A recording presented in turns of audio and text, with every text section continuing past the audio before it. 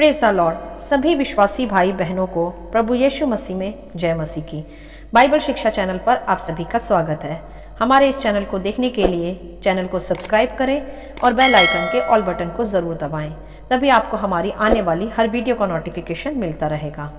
आज मैं आपके लिए बाइबल की पुस्तक से मत्ती अध्याय 21 का 1 से 11 वचन लेकर आई हूँ। प्रभु यीशु का यरूशलेम में विजयी प्रवेश। तो चलिए भाइयों बहनों, हम वीडियो स्टार्ट करते हैं। बाइबल दर्शाती है यहाँ कि यह उस समय की बात है जब प्रभु यीशु यरूशलेम में आए और तब यरूशलेम में उनका एक विजयी प्रवेश था, क्योंकि उससे पहले प्रभु यीशु ने बहुत सी चंगाइयाँ की थी, बहुत से बीमारों को शिफा दी थी, बहुत से लंगड़ों को चलाया था तथा उन्होंने परमेश्वर के स्वर्गीय ज्ञान को भी फैलाया था, जिसके कारण बहुत से लोगों ने यीशु पर विश्वास किया तथा मन फिराया। इसी प्रकार सब लोग उस समय में प्रभु यीशु के पीछे पीछे थे तथा सब उससे मिलना चाहते थे, उसे आदर करने लगे थे।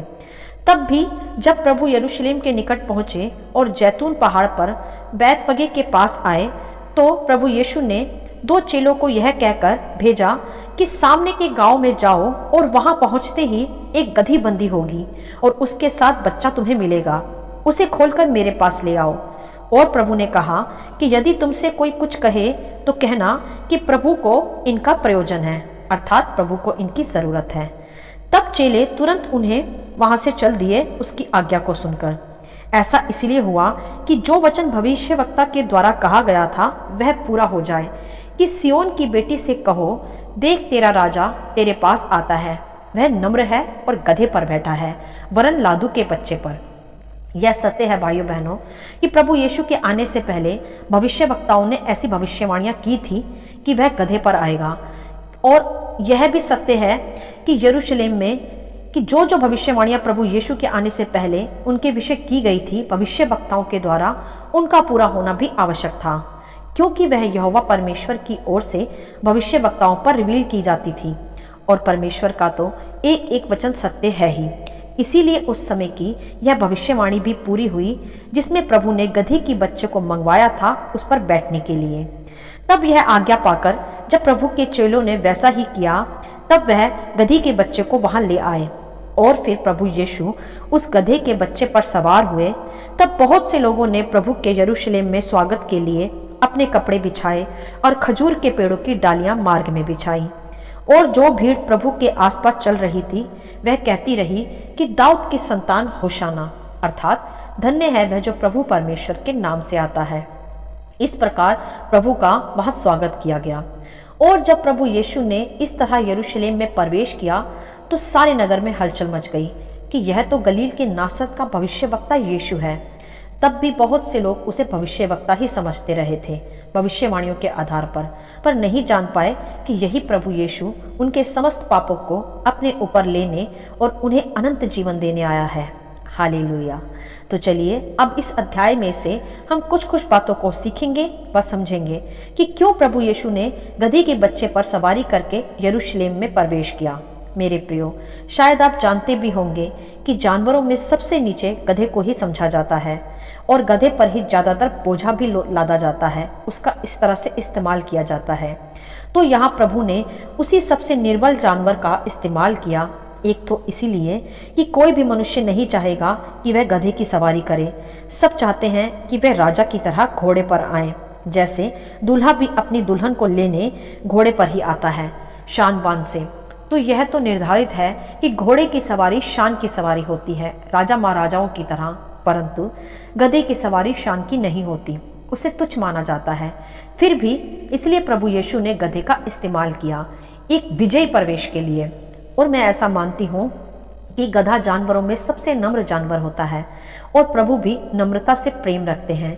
वे स्वयं भी नम्रता ही में चलते थे। वे सबको चंगाई देकर, छुटकारा देकर किसी राजा की तरह अधिकार या आदर नहीं चाहते थे। वे तो स्वयं भी नम्र थे। वे सबसे महान होकर भी खुद को शून्य बनाए रखते थे। अगर आज कोई मनुष्य प्रभु की तरह चंगाइयाँ दे, अंधों को आंखें दे, लंगड़ों को चलाए, तो सर्वप्रथम तो उसे उन सब कामों से प्रसिद्धि चाहिए, अपना आदर चाहिए कि लोग उसे ऑनर करें, स्वभाव में उसका वार्म वेलकम हो। परंतु प्रभु यीशु ऐसे नहीं थे। उन्हें वार्म वेलकम या अपनी बड़ाई नहीं चाहिए थी। वे तो सदा परमेश्वर पिता को ही महिमा देते थे। इसीलिए सबसे उत्तम और सबसे पवित्र होते हुए भी प्रभु ने खुद को शून्य किया। गधे पर सवारी करना यही दर्शाता है मेरे प्रियो कि प्रभु नम्रता को प्रकट कर रहे थे। खुद को सबसे महान होते हुए भी शून्य दिखा रहे थे। सारी महिमा पिता परमेश्वर को मिले, जिसने उन्हें उस कामों के लिए पृथ्वी पर मानव रूप में भेजा था। प्रभु यीशु खुद निर्दोष होते हुए भी, पवित्र होते हुए भी, चंगाइयां देते हुए भी राजा की तरह नहीं जिए कि राजा की तरह विजयी प्रवेश करें इसी घोड़े पर। नहीं, वह सदा नम्र बने रहे, खुद को छोटा बना रखा, सबसे उत्तम होते हुए भी। यह गधे पर यरूशलेम में विजयी प्रवेश यही दर्शाता है आज कि प्रभु नम्रता का एक उदाहरण बने और उस जानवर का इस्तेमाल भी किया जिसे सबसे तुच्छ जाना जाता है और उसे केवल बोझा ढोने के लिए ही इस्तेमाल किया जाता है। और बहुत से लोग तो इस नाम को दूसरे को बुरा कहने के लिए भी इस्तेमाल करते हैं। अर्थात यह है कि गधे का कोई भी सम्मान नहीं, कोई भी उस पर सवार नहीं होना चाहता। परंतु प्रभु तो ऐसे ही दीनों को, निर्बलों को, तुच्छ जाने जाने वालों को ही इस्तेमाल करता है अपने राज्य के लिए, क्योंकि प्रभु की दृष्टि ही निर्बलों पर रहती है। जिसे संसार ठुकरा देता है, नीचा जानता है, उसे ही प्रभु इस्तेमाल कर उसकी वैल्यू बढ़ा देते हैं। अर्थात प्रभु शून्य से शिरोमणि बनाने वाले परमेश्वर हैं। वह उस समय इसीलिए घोड़े पर नहीं गधे पर आए थे क्योंकि पृथ्वी पर आकर वह बहुत ही साधारण मनुष्य की तरह जिए, जबकि वह परम प्रधान परमेश्वर के इकलौते पुत्र थे। वह तो ऑलरेडी राजा ही थे, परंतु नम्रता का उदाहरण देने और नम्र होकर जीने के लिए तथा तुच्छ जाने जाने वालों को उठाने के लिए उन्होंने गधे का इस्तेमाल किया, जिससे नम्रता का एक उत्तम उदाहरण प्रकट हो और महान होने पर भी खुद को सदा शून्य किए जाने की आत्मा का प्रकटीकरण हो। इसीलिए प्रभु ने यरूशलेम में विजयी प्रवेश गधे पर किया, घोड़े की बजाय। और याद रखे भाइयों बहनों कि पृथ्वी पर रहकर प्रभु यीशु का पहला विजय प्रवेश गधे पर था, नम्रता के उदाहरण के लिए। परंतु जब प्रभु का दूसरा आगमन होगा इस संसार रूपी शैतान पर विजय का, तब वह गधे पर नहीं घोड़े पर आएंगे, राजाओं का राजा होकर और प्रभुओं का प्रभु होकर। मेरे प्रियो, प्रभु महान है और खुद को महान होकर भी उन्होंने शून्य बनाए रखा, नम्र बनाए रखा।